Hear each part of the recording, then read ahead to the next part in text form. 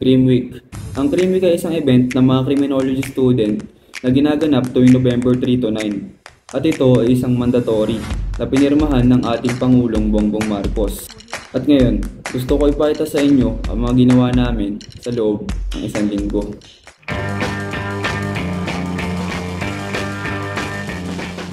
Guys, paalis na kami.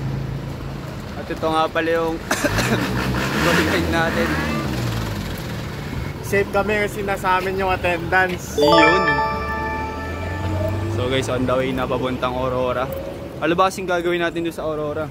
Nangungupal na. Yung totoo nga, ano ba? Hindi ko nga din alam eh. Cream Week na ba to? Hindi. Hindi pa ba to yung Cream Week? Ayun, hindi ko alam eh.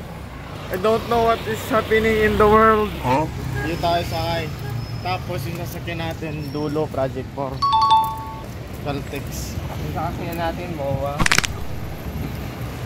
Tanong kahit na yung pumasok. So guys, pasakay na kami. Cyrus dito, nasa Animal pa siya. Antayin namin yung isa namin kasama. Bigyan kita siya milyon, lumaway ko sa gas. Yeah, layo mo, hindi ka kita.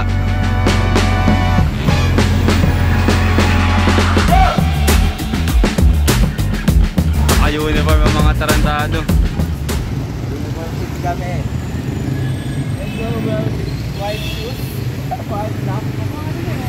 White top. Nasa yung attendance? Nasa kanya attendance? Oo daw.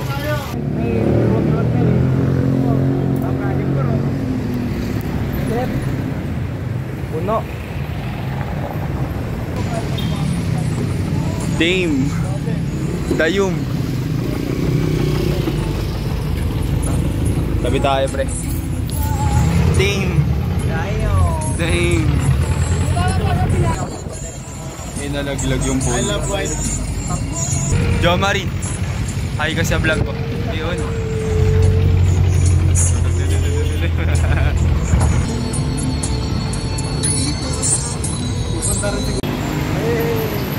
So guys, papunta na kaming Aurora. Malapit na. Pinaka-cute sa lahat. Yun.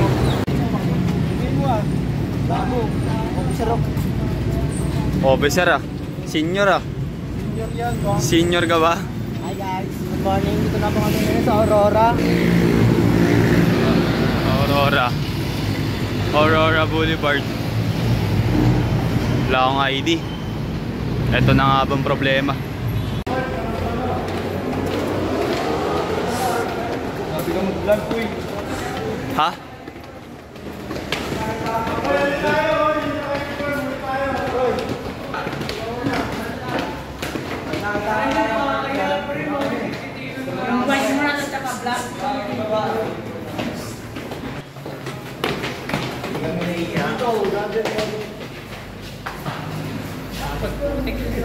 So guys, papunta na kami.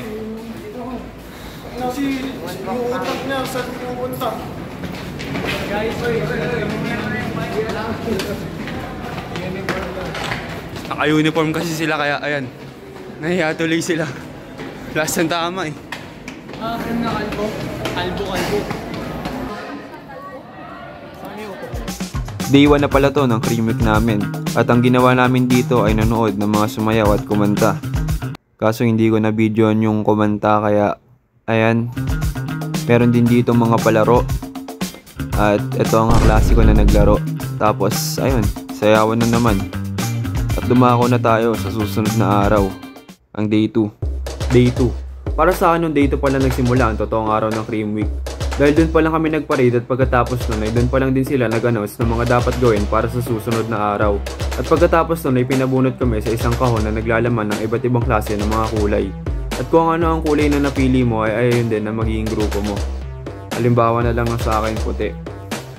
Puti ang nabunot ko kaya puti ang aming grupo. Hindi na photographer ako eh. Ha? Photographer.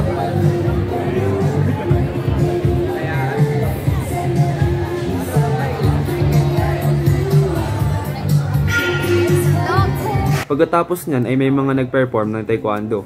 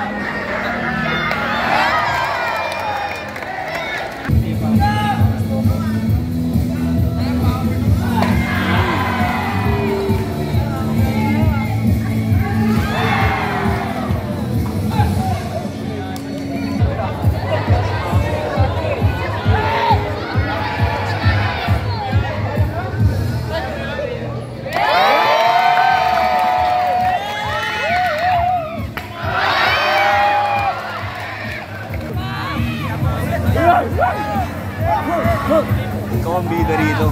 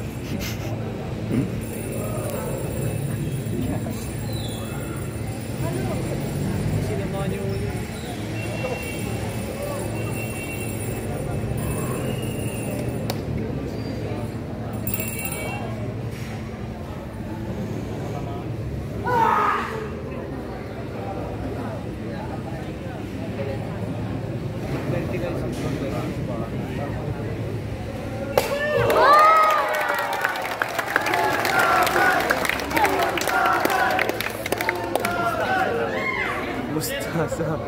Sigaw niyo mustasa. At ang main event sa araw na yon ay ang sparring ng taekwondo.